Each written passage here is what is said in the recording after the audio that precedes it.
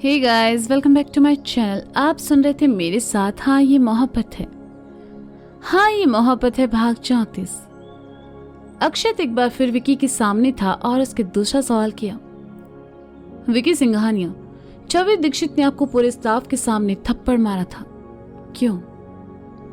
ऐसा कुछ भी नहीं हुआ था, विकी ने अपने दांत पीसते हुए कहा। ओके मिस्टर विकी, आप अभी महज 24 साल के हैं और कॉलेज में पढ़ते हैं। आपका कॉलेज एक्सपीरियंस भी कुछ खास अच्छा नहीं है। आपको देर रात पार्टीज करना पसंद है और अक्सर आप इंदौर के क्लब में ही रहते हैं। लड़कों से ज्यादा आपकी लड़कियां दोस्त हैं और हर बार आप नई नई लड़कियों के साथ नजर आते हैं। देखा जाए तो आप अमीर बाप के बेटे हैं जो अक्सर अपने पैसों का घमंड दिखाते हैं। आपके ऑफिस में आपका बिहेवियर भी कुछ खास ठीक नहीं है, क्या ये सच है? अक्षत ने पूछा। ऐसा कुछ भी नहीं है, तुम अपनी हद से आगे बढ़ रहे हो, विकी ने अक्षत को घूरते हुए कहा। अक्षत ने भी उसे देखा और हल्का सा मुस्कुराते हुए अगला सवाल पूछा। मिस्टर विकी, आपका फैमिली बैकग्राउंड क्या है? मतलब आपकी फैमिली में कौन कौन है?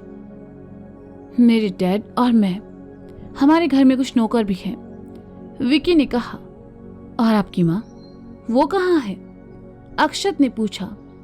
विकी को ऐसे सवाल सुनकर अब झुंझलाहट होने लगी थी, इसलिए उसने कहा, वो जहां भी है खुश है, नन ऑफ योर बिजनेस। अरे आप तो गुस्सा हो गए। खैर छोड़िए और ये बताइए कि छवि दीक्षित से आप नाराज क्यों थी और उन्हें कंपनी से क्यों निकाला? अक्षत ने पूछा। ये बार बार मेरे करीब आने की कोशिश कर रही थी, ऑफिस का माहौल खराब ना हो इसलिए मैंने इसे निकाल दिया, विकी ने कहा। आप झूठ बोल रहे हैं मिस्टर विकी। छवि एक बहुत ही होशियार और मेहनती लड़की है। वीएस कंपनी में उसका सिलेक्शन होना इस बात का सबूत है कि वो अपने वर्क में काफी अच्छी है। आपको नई नई लड़कियों से दोस्ती रखने का शौक है और कंपनी के एमडी के बेटे होने के नाते आपको लगा कि मिस छवि भी आपके प्रपोजल को एक्सेप्ट कर लेगी। आप बार बार लगातार उसके साथ बदतमीजी करते रहे और आखिर में मजबूरन छवि को आप पर हाथ उठाना पड़ा, जिसका सबूत है आपके ऑफिस के लोग। आप कहेंगे तो मैं गवाही के लिए उन्हें बुला सकता हूँ। उस थप्पड़ के बाद मिस छवि ने अपनी नौकरी से रिजाइन दे दिया, लेकिन उसके बाद भी आप उसका पीछा करते रहे और इससे बदला लेने के लिए पहले उसे अगवा किया और फिर उसे अपने फार्म हाउस लेकर गए, जिसके सारे सबूत मैं अपनी फाइल में पेश कर चुका हूँ, अक्षत ने कहा। केस को बिगड़ते देखकर चोपड़ा जी ने कहा, objection my Lord.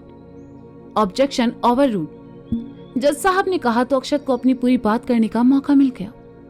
Thank you my Lord. Vicky Singhania एक आवारा किस्म के इंसान है जो अपनी मौज मस्ती के लिए देर रात घर से बाहर रहते हैं और गुस्सेल प्रवृत्ति के हैं, जो अपने ईगो के लिए कुछ भी कर सकते हैं। और वही उस शाम हुआ। छवि दीक्षित ने जब सरेआमी ने थप्पड़ मारा तो ये बर्दाश्त नहीं कर पाए और बदला लेने के लिए इन्होंने छवि की इज्जत के साथ खिलवाड़ किया। मैं अदालत से दरख्वास्त करूंगा कि विकी सिंघानिया को कड़ी से कड़ी सजा दी जाए और छवि दीक्षित को इंसाफ मिले। That's all my lord. Akshat अपनी पूरी बात करके एक तरफ हो गया। अक्षत की बात सुनकर चोपड़ा जी के चेहरे पर परेशानी के भाव उभर आए। केस जिस स्थिति में था उसमें जज साहब फैसला काफी मायने रखता था। सबकी नजरें जज साहब पर चली गई। अक्षत की बात सुनकर विकी ने गुस्से से दबी जुबान में कहा, तू जानता नहीं है तो कितनी बड़ी गलती कर रहा है। अक्षत ने सुना तो विकी की तरफ देखकर उसी के लहजे में कहा, मैं बस तुम्हें तुम्हारी सही जगह दिखा रहा हूं। मैं क्या हूं ये वहम किसी दिन बाहर मिलकर निकाल लेना, अगर यहां से बच गए तो। यू बॉस्टर्ड, विकी ने गुस्से से कहा। Order order. दोनों पक्षों की बहस और बयान सुनने के बाद लिहाजा ये अदालत इस नतीजे पर पहुंची है कि छवि दीक्षित पर लगाए गए इल्जाम सबूत न होने के कारण खारिज होते हैं। वहीं विकी सिंघानिया ने अदालत में झूठ बोलकर अदालत का अपमान किया है। साथ ही इनके फार्म हाउस पर छवि के साथ होने के सबूत भी सच हैं। लेकिन ये बात अभी तक साबित नहीं हो पाई है कि विकी सिंघानिया ही विक्टिम के साथ दुष्कर्म किया है। अदालत को छवि दीक्षित के साथ पूरी हमदर्दी है, लेकिन बिना जुर्म साबित हुए अदालत किसी नतीजे पर नहीं पहुंच सकती। इस केस की सुनवाई अगले 5 दिन बाद होगी ताकि विक्टिम विकी सिंघानिया के खिलाफ ठोस सबूत पेश कर सके। साथ ही अदालत अगली सुनवाई तक विकी सिंघानिया को पुलिस कस्टडी में रखने का आदेश देती है। जज साहब ने अपना फैसला सुनाया और वहां से चले गए।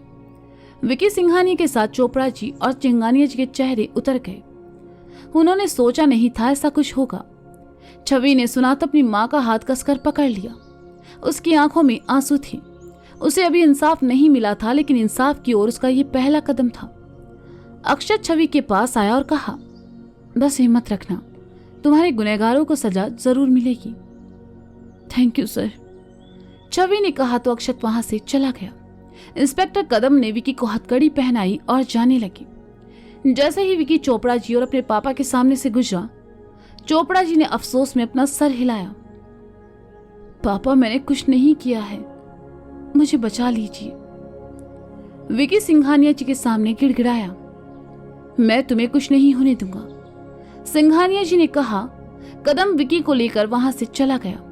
सिंघानिया जी भी अपने मैनेजर के साथ वहां से चले गए। छवि दीक्षित केस एक बार फिर सुर्खियों में आ चुका था। विकी सलाखों के पीछे था और उसे बाहर निकलने के लिए सिंघानिया जी हर कोशिश कर रहे थे, लेकिन हर बार निराशा ही हाथ लग रही थी। उनका पैसा और रुतबा कोई काम नहीं आ रहा था। अक्षत ने जब इस केस को अपने हाथ में लिया तो मीडिया और दूसरे लोग भी छवि के सपोर्ट में आ गए। मीरा ने भी कुछ फाउंडेशन और महिला संगठनों के साथ मिलकर छवि को इंसाफ दिलाने के लिए मोर्चे निकालने शुरू कर दिए। शहर में हर गली हर घर में बस यही चर्चा थी। सिंघानिया जी की कंपनी के शेयर्स दिन ब दिन गिरते जा रहे थे। विकी सिंघानिया के विरोध में नारे लगने शुरू हो गए। लोगों से मिले सपोर्ट के बाद छवि की खोई हुई हिम्मत वापस आ गई। उसके साथ जो हुआ उस हादसे को तो वह नहीं भूल सकती थी, लेकिन अपने लिए इंसाफ की लड़ाई जरूर लड़ सकती थी। छवि के केस में अक्षत दिन रात पूरी मेहनत कर रहा था ताकि उसे इंसाफ दिला सके। अगली सुनवाई में अभी 2 दिन बचे थे। अक्षत अपने कैबिन में बैठा काम कर रहा था। अपनी टेबल पर बैठी चित्रा प्यार से अक्षत को देखे जा रही थी। छवि दीक्षित केस में उसने अक्षत का एक अलग ही रूप देखा था। इम्प्रेस तो वह उससे पहले ही थी, अब उसे और ज्यादा पसंद करने लगी थी। अक्षत अपना काम खत्म कर रहा था कि उसका फोन बजा। अक्षत ने देखा कोई अनजान नंबर है।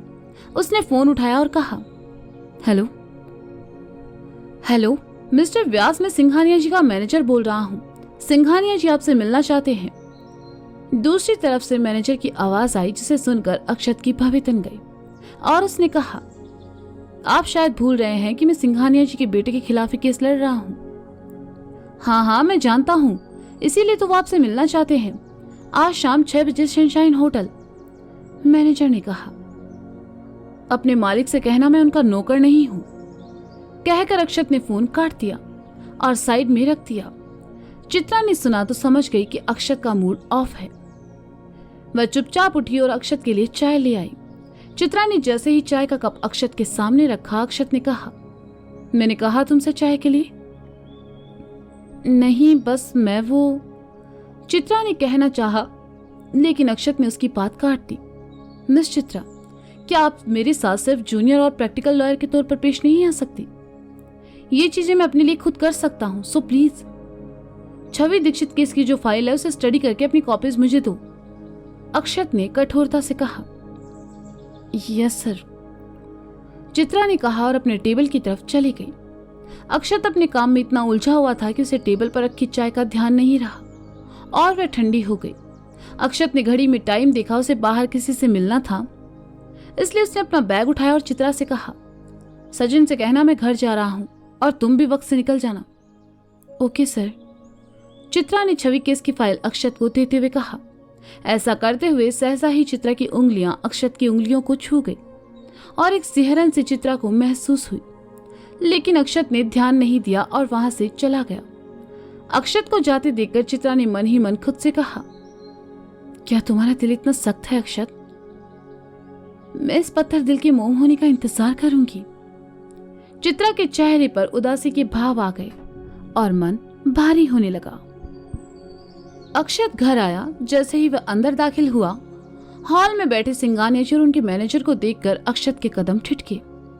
सिंघानिया जी को अपने घर में देखकर अक्षत मन ही मन बहुत गुस्सा हुआ, लेकिन राधा, दादू, दादी माँ, मीरा, नीता, तनु और बच्चे वहां मौजूद थे। विजय जी, अर्जुन और सोमित जीजू अभी घर नहीं आए थे। अक्षत ने अपना बैग वहां खड़े रघु को दिया और सिंघानिया जी की तरफ चला आया।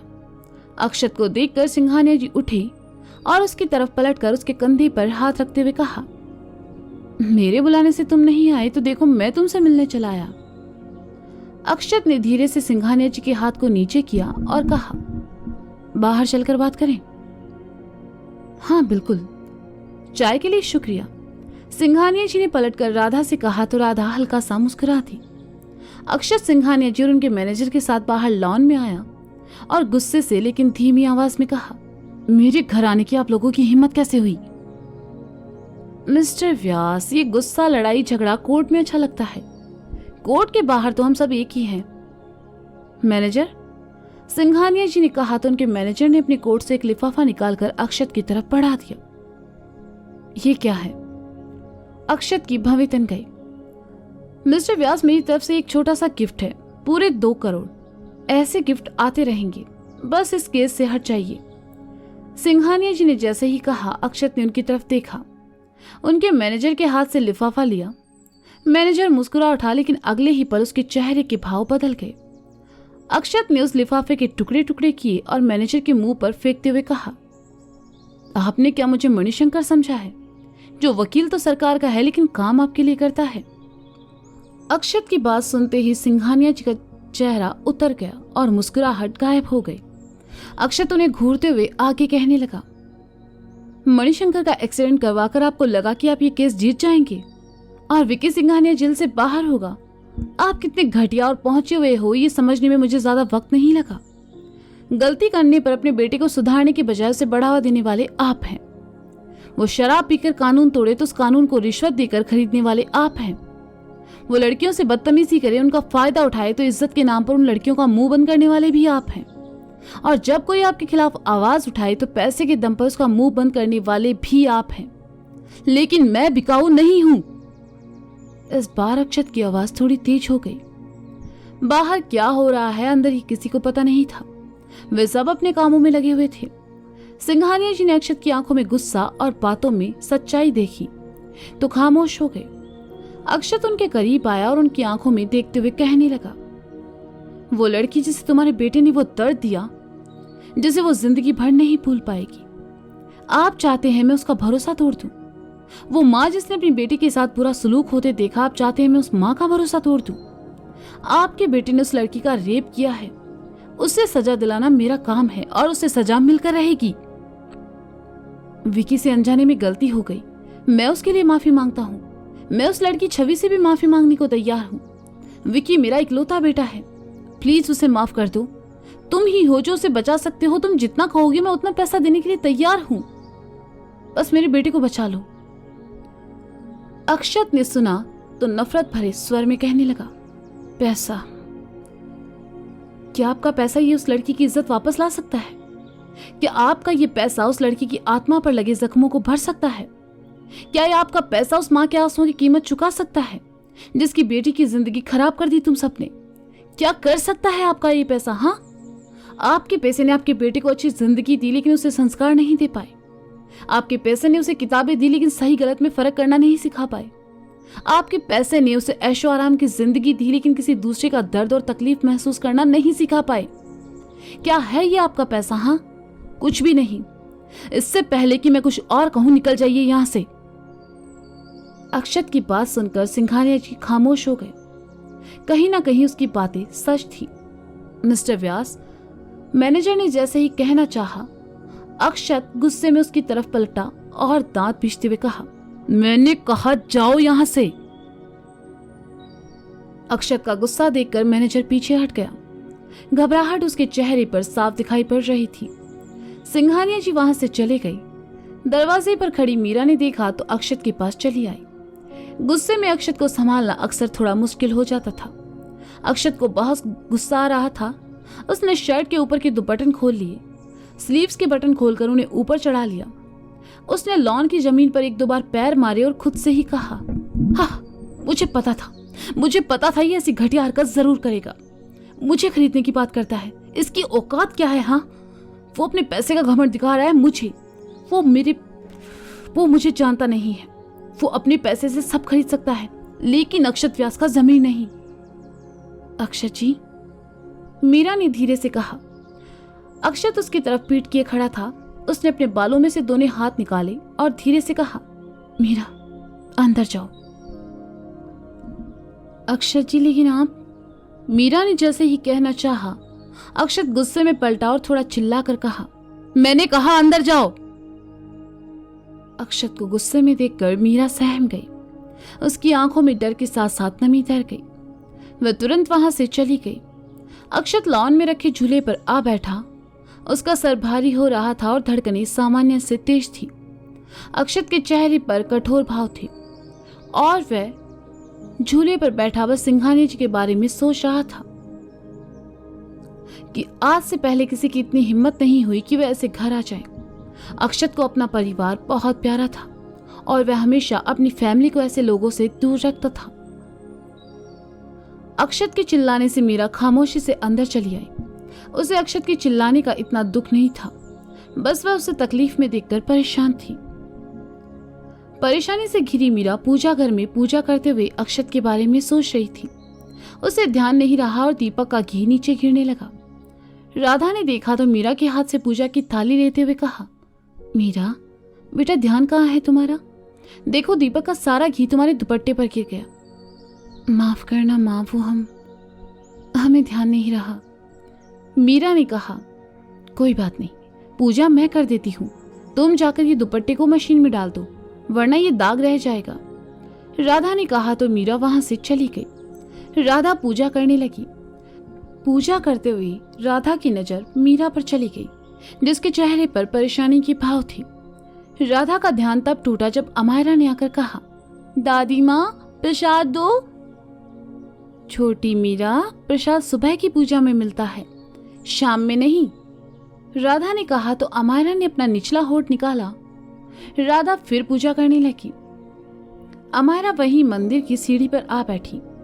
उसने सामने भगवान की कटोरी में रखा लड्डू देखा तो उठाया और खाने लगी। राधा ने पूजा करके जैसे ही थाली रखी, अमायरा को लड्डू खाते देखा और कहा, अरे अमायरा, तुमने भगवान जी का लड्डू खा लिया? दादी माँ, आप ही तो कहती हैं बच्चे भगवान का रूप होते हैं। अमायरा ने अपनी बड़ी बड़ी आंखों को मिचमिचाते हुए कहा तो राधा मुस्कुराने लगी और फिर अमायरा को अपने साथ लेकर वहां से चली गई।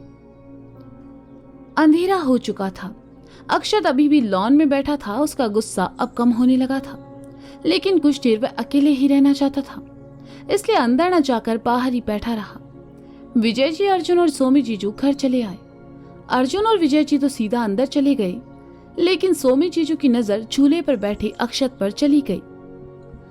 सोमी जीजू उस तरफ चले आए और अक्षत के बगल में बैठते हुए कहा, और वही साले साहब, ऐसे अंधेरे में अकेले बैठकर किसे याद कर रहे हो?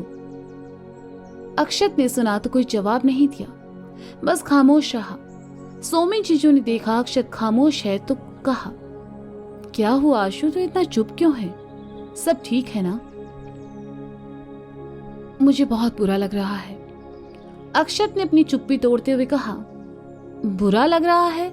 लेकिन क्यों और किस बात का? जीजू ने हैरानी से पूछा। कुछ देर पहले मैं गुस्से में मीरा पर बेवजह चिल्लाया, इसलिए मुझे अब बुरा लग रहा है। अक्षत ने जीजू की तरफ देखकर कहा। जीजू कुछ देर अक्षत को देखते रहे और फिर एक टाइट हक करते हुए कहा, तू बेवजह नहीं चिल्लाया होगा, तो किसी बात से परेशान होगा। और वो गुस्सा मीरा पर निकल गया। अंदर जाकर उसे सॉरी बोल देना, वो इतनी अच्छी है कि तुझसे कभी नाराज नहीं हो सकती। अक्षत ने सुना तो हल्का सा मुस्कुरा दिया। जीजू को गले लगाकर उसे थोड़ा अच्छा महसूस हो रहा था। साथ ही महसूस हुआ कि एक इंसान के लिए उसका परिवार होना कितना जरूरी है। तो दोस्तों, ये था हाँ ये मोहब्बत है भाग 34। इसका अगला भाग आप जल्द ही सुनेंगे मेरे साथ। तब तक के लिए शुक्रिया। बाय, अपना ख्याल रखिए और हाँ सुनते रहे हाँ ये मोहब्बत है मेरे साथ। बाय।